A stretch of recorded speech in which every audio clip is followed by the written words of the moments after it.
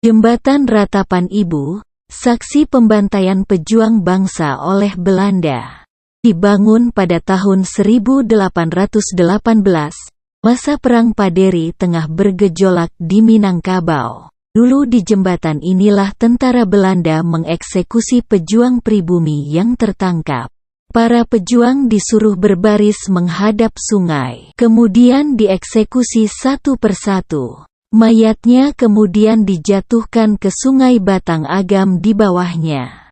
Kesadisan tentara Belanda itu disaksikan langsung oleh masyarakat. Ibu-ibu hanya bisa menangis meratapi anak-anak mereka ditembaki.